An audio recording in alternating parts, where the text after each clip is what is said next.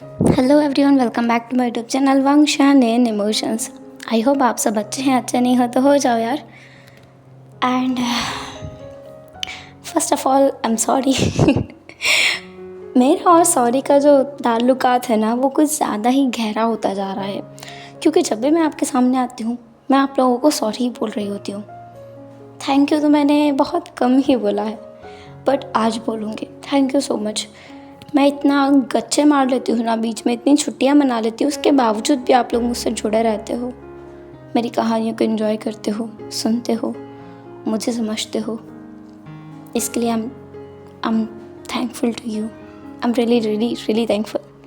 Well, ये तो मेरा ग्रेटिट्यूड था। एंड सॉरी दूसरे रीज़न के लिए है। एक्चुअली मैंने कहा था मैं आज एक वन शॉट लेके आऊँगी।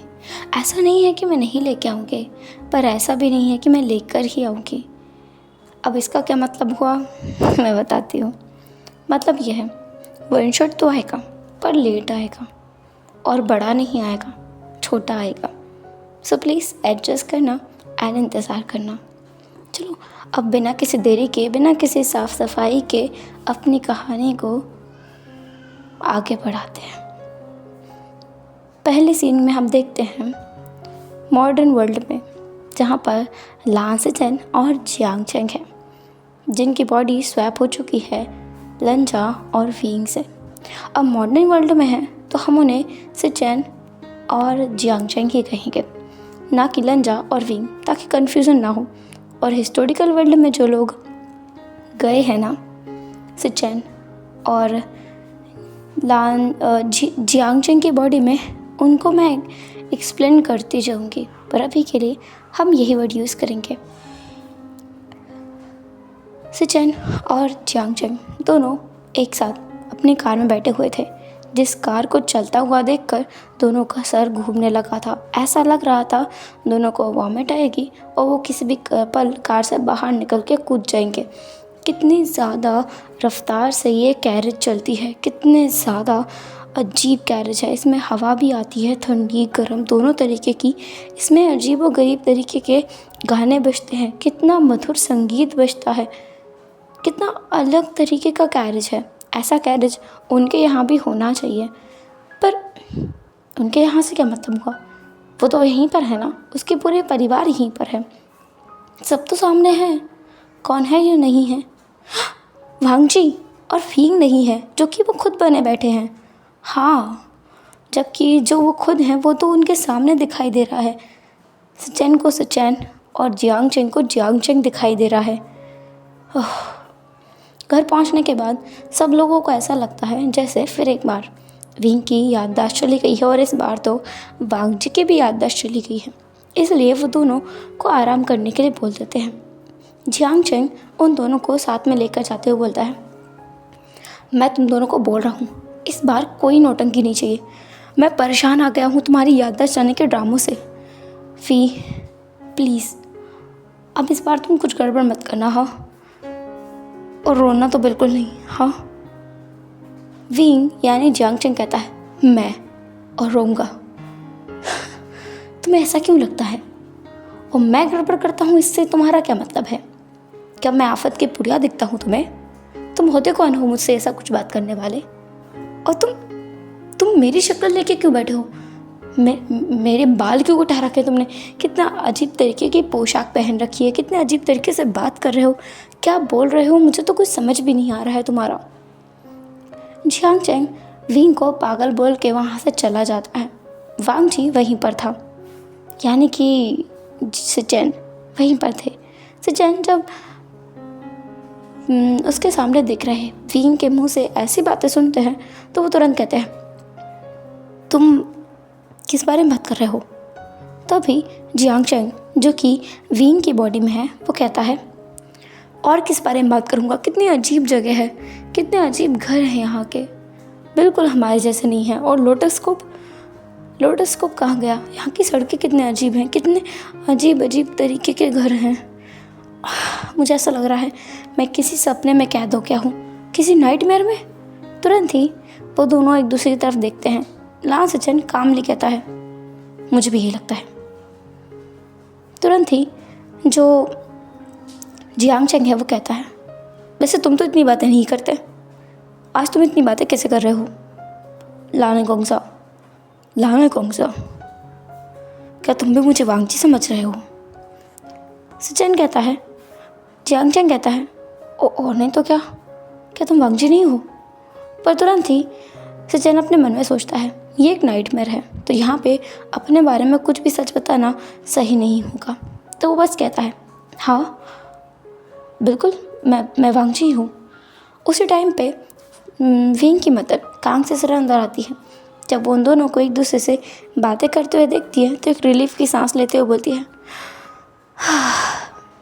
मुझे तो लगा था फिर एक बार आशियन की याददाश्त चली गई है, पर ऐसा कुछ नहीं हुआ है। आशियन, लंजा, आओ बैठो। वो दोनों को हाथ पकड़ के अपने पास बिठाती है, फिर दोनों के हाथ को एक दूसरे के हाथ में देकर कहती है, अब तुम दोनों की उम्र होती जा रही है, हमने तुम दोनों को बहुत लंबे समय तक दूर रख लिया है, अब मैं तुम्हें और भी दूर नहीं रखना चाहती। हमने डिसाइड किया है कि हम बहुत जल्दी तुम्हारी वेडिंग प्लान करेंगे। अब ये वेडिंग क्या होता है उन दोनों को ही नहीं पता था। इंग्लिश के नाड़ी दोनों ने हाँ में अपना सिर हिला दिया। कांग से सरन की आंखों में जो आंसू आ गए थे। वो कहती है, मैं चाहती हूँ कि तुम दोनों एक दूसरे का ख्याल रखो। लंजा, तुम्हें तो पता ही है ना आशिन किस तरीके का इंसान है, मुंह में जो आता है बोल देता है, हरकतें ठीक नहीं है, बात बात पे रोता है, जिंदगी की कितनी कठिनाइयाँ होती हैं उसे नहीं पता है। तुम उसे संभाल लोगे, मेरा भरोसा है तुम पर। और तुम खबरदार, जो मेरे सन इन लॉ को तंग किया तो। हाँ, अब ये सन इन लॉ क्या होता है? इंग्लिश के वर्ड जो उन्हें समझ नहीं आ रहे थे, तो बस वो दोनों हाँ में अपना सर हिलाते जा रहे थे। कुछ देर बाद वहाँ पर उन दोनों का बेस्ट फ्रेंड फॉरएवर आता है, जो कि वेंचाओ है।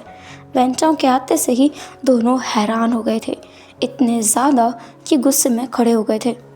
लांस चैन थोड़े से काम थे उन्हें इस बात पर हैरानी हो रही थी। और जियांग चेंग जो अपने इमोशंस को कंट्रोल नहीं कर पाता है और तुरंत ही वेंचाओ के गले को दबाने लगता है। जैसे ही जियांग चेंग ये करता है, सचिन उसे पीछे से पकड़ कहता है, क्या कर रहे हो तुम? फिर उसे समझ आया ये तो सपना है ना, अगर क्या उसे रोकना है, उसे क्या ऐड करना है वो समझ नहीं आ रहा है। पर कांग से सरन उन दोनों को अलग करके कहती है, क्या हुआ है तुम्हें विंग, कैसी हरकतें करने लगे हो? मुझे लगता है तुम्हें अपने साइकियाट्रिस्ट से मिलने की ज़रूरत ज़रूर है। तुरंत ही वेंचाओ खांसते हुए बोलता है, कोई बात नहीं आंटी, मुझे ऐसा लगता है उसका दिमाग सच में ख़राब हो गया है। यूनिवर्सिटी में भी बहुत बहकी बहकी बातें कर रहा था, कोई मैप ढूंढ रहा था, कहीं जाना है, किसी कोल्ड पॉइंट को ढूंढना है, बहुत अजीब व गरीब बातें चल रही थी इसकी। और अभी भी कितनी अजीब व गरीब हरकतें कर रहा है। इसे सच में मेंटल हॉस्पिटल जाने की ज़रूरत है, और मैं तुमसे कभी बात नहीं करूँगा। तुमने कितनी ज़ोर से मेरा गला दबाया है। ऐसा बोलकर पैर पटकते हुए वेंचाओ वहाँ से चला गया था। और विंग यानी जियांग चेंग अभी भी कंफ्यूज था कि ये हो क्या रहा है। कांग से सरन वहाँ से जाने के बाद जियांग चेंग पीछे मुड़ता है, और वह इस कंडीशन में मुड़ता है कि तुरंत ही सचिन से टकरा जाता है, जो कि वांगची की बॉडी में थे। वो दोनों बेड पे गिर जाते हैं, कुछ इस कंडीशन में कि सचिन नीचे और जियांग चेंग उनके ऊपर था। वो दोनों एक दूसरे को देख रहे थे। जियांग चेंग और सचिन दोनों ही शॉक में थे, इतने ज़्यादा शॉक में थे कि वो बता नहीं सकते। और दूसरे ही पल उन्हें और भी बड़ा झटका लगा, क्योंकि अब वो एक दूसरे का रियल चेहरा देख पा रहे थे। जियांग चेंग ने देखा उसके सामने वांगची नहीं सचिन है, और सचिन ने देखा उसके सामने विंग नहीं बल्कि जियांग चेंग है। वो दोनों एक दूसरे को बस घूर घूर कर देखे जा रहे थे। उन दोनों की आंखें और मुंह दोनों खुला हुआ था, बड़ा हुआ था। उसी टाइम पे जियांग चेंग और सचिन की एंट्री होती है मॉडर्न वर्ल्ड के। वो दोनों उन दोनों से कुछ बातें करने आए थे। जैसे वो ये नज़ारा देखते हैं, जियांग चेंग की आंखों को सचिन ढकते हुए बोलता है, ऐसी चीज़ें नहीं देखते हैं, हमें बाहर जाना चाहिए। तुरंत ही जियांग चेंग और सचिन होश में आते हैं हिस्टोरिकल, और एक दूसरे से सलाह कर कर बोलते हैं, ऐसा कुछ नहीं है, तुम समझ रहे हो जो।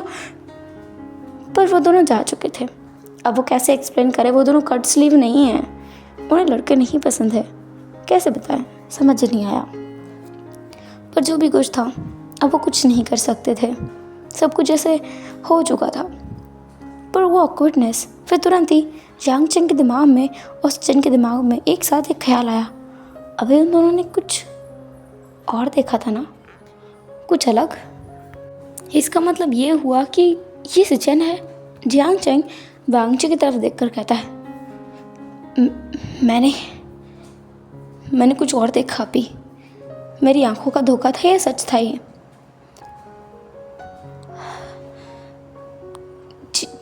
जियांग होंगसा, लास्ट चेन।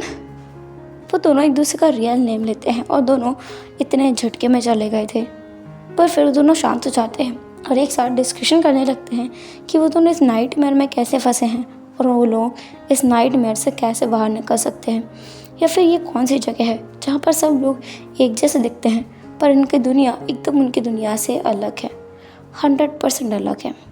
और इन लोगों ने कुछ कहा था ना, जब से वो हॉस्पिटल में आए तब से घर वाले ये बोल रहे हैं कि विंग किसी चीज़ को ढूंढने में लगा हुआ था और फिर बाद में वो उस बेसमेंट में गया जहाँ से वो गायब होकर के कहीं और अपेयर हो गया था। उन दोनों के दिमाग में एक चीज़ क्लिक करके आई कि विंग जो विभूषण है हिस्टोरिकल वर्ल्ड में, उसका दिमाग भी तो घुमा हुआ था, जिस तरीके से ये लोग कह रहे हैं कि इनके विंग का दिमाग घुमा हुआ था। इसका मतलब यहाँ का विंग वहाँ पहुँच गया था, वहाँ का विंग यहाँ आ गया था। सचिन और जियांग चेंग दोनों कंक्लूजन पे पहुँचते हैं।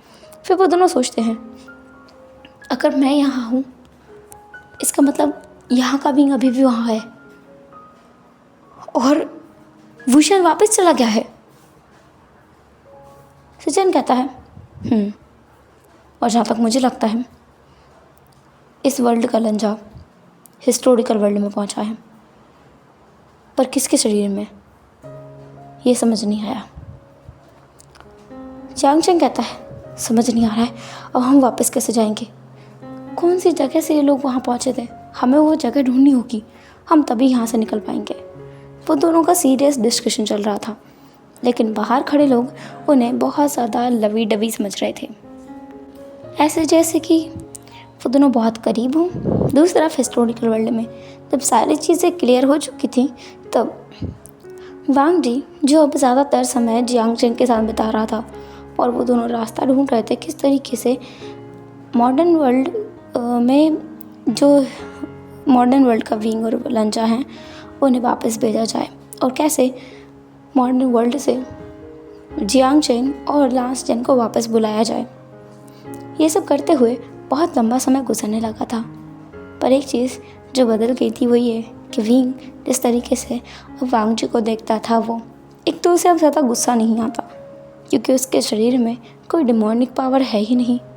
दूसरी चीज़, वो जिस तरीके से वांग जी उसके लिए केयर करता है, अब उसे साफ साफ नज़र आ रहा था। पहले वो उसे गलत समझ लिया करता था, पर अब ऐसा नहीं था। अब उसे साफ साफ समझ आने लगा था कि लंजा उसके बारे में अच्छा ही सोचता है। आज भी कुछ इसी तरीके का था क्योंकि लंजा ने उसके लिए खाना बनाया, उसके तरीके का स्पाइसी फूड, और उसे ला के दिया। विंग ने बहुत मन से उस फूड को एंजॉय किया। फिर कुछ देर बाद वांग जी विंग की तरफ लीन होता है, विंग के लिप्स को हल्का सा वाइप कर देता है, फिर तुरंत ही वो पीछे बैठ जाता है। विंग ने आज पहली बार नोटिस किया कि ये सब हरकतें करने के बाद लंजा के कान, गाल और चीक्स सब रेड हो जाया करते हैं, बिल्कुल लाल टमाटर की तरह, और लंजा कितना ज़्यादा क्यूट लगने लगता है। विंग तो सोच रहा था कि कितना ज़्यादा क्यूट है ये उसका लंजा। बुक पढ़ने के बाद तो उसे ऐसा लगने लगा है जैसे सब कुछ बदल चुका है। दूसरी तरफ विंग जो कि अभी विभूषण की बॉडी में है, नॉटी वांग जी के साथ में बहुत सारी खुराफातियाँ करते हुए घूम रहा था। लांस चेन जो कि अभी मॉडर्न वर्ल्ड में है, तो उनकी बॉडी में नॉटी लंजा है। नॉटी विंग नाक में दम कर चुके हैं लांस चेरन के सोते समय जागते हुए। जैसे सुबह होते ही वो लोग पहुंच जाते हैं लांस चेरन के घर के बाहर और वहां जाके बार बार दरवाज़ा खटखटाते हुए उसे जगा देते हैं। जैसे ही वो दरवाज़ा खोलता है, वो दोनों नॉटी चाइल्ड को अपने सामने पाता है। मन तो किया कि उन्हें डांट लगा दें, पर जिस तरीके से नॉटी विंग का चेहरा खिलखिला रहा था, कितना मासूमियत झलका रहा था, उसने अपने गुस्से को अंदर ही दबा लिया। पता नहीं क्या हो रहा है, उसके अंदर कुछ तो बदल रहा है इसके लिए, और अभी वो बहुत कुछ देख पा रहा है और समझ पा रहा है। कितना क्यूट है ना ये विंग। काश कि ये जो नॉटी विंग है ऐसा ही रहे।